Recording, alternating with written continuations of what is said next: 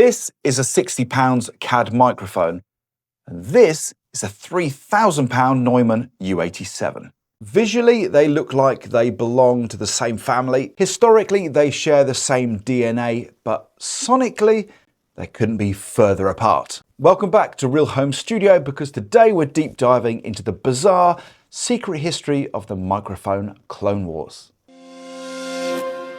If you've spent any time looking for a condenser microphone for your home studio, you probably noticed something strange. Dozens of completely different brands, Behringer, CAD, Nady, MXL, they all sell large diaphragm condenser microphones that all look pretty much identical. They all have that classic tapered body and that recognizable headbasket. Most people assume those cheap brands just stole Neumann's blueprints in the 90s to make a quick buck. But the real story is a wild piece of Cold War history that completely legalized the cloning of the world's most famous microphone capsule. And today I'm going to pull back the curtain and show you exactly what's going on inside the mic on your desk.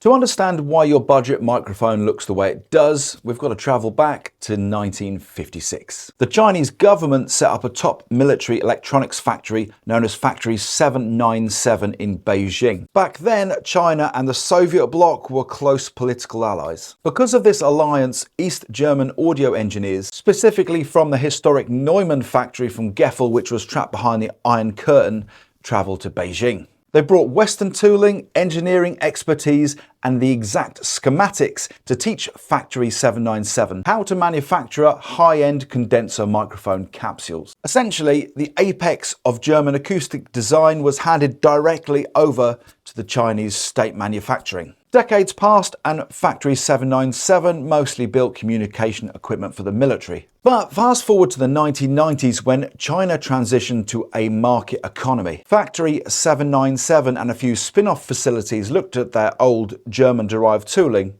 and realized they could export to the West. And Western marketing companies suddenly realized they could hire these massive factories to mass produce Neumann-style capsules and bodies for pennies rather than pounds. They slapped their own brand names on the front, and there you go, the modern budget home studio revolution was born.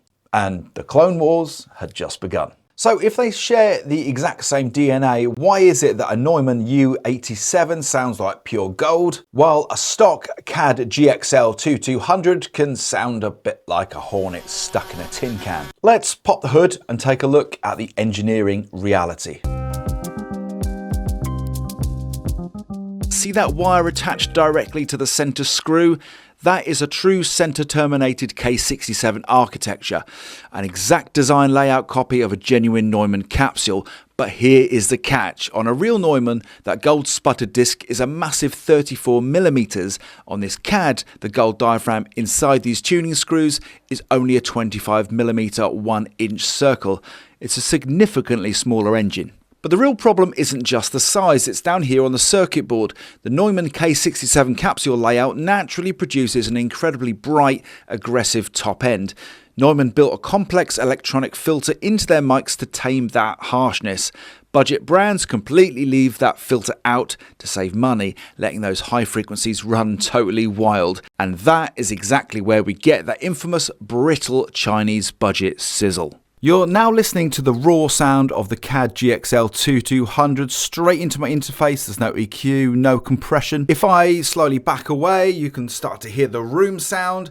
And as I come in close to the mic, you can hear that classic proximity effect. Now, I'm not here to bash the CAD GXL2200, it's not a terrible microphone. It's highly sensitive, it has a low noise floor, and for 60 quid it's enabled a whole generation of bedroom producers to get started recording. But what makes this mic truly special isn't about what it sounds like stock, but what it truly represents. Because it uses a heavy zinc body and a very spacious circuit board design, this mic is the ultimate blank canvas for DIY mods. There is a massive underground community of audio nerds who buy up mics just like this in order to rip out that smaller capsule, throw in a true 34mm K67 or K47 reproduction capsule, swap the internal capacitors, and build a true giant killer microphone for a fraction of the cost. The microphone Clone Wars changed music production forever. It took high-end elite German technology locked away in secret facilities and industrialized it so anyone with a laptop could capture music. Yes, it flooded the market with a load of bright, harsh, overhyped gear, but it also broke down the barriers for home studios everywhere. I want to hear from you. What was your very first budget condenser microphone? Do you still use it, or is it gathering dust at the back of a cupboard? Let me know in the comments below. Thanks for watching the channel. Don't forget to like and subscribe. Join for more home studio knowledge. And if you're not done with microphones just yet, you might want to stick around for this next video.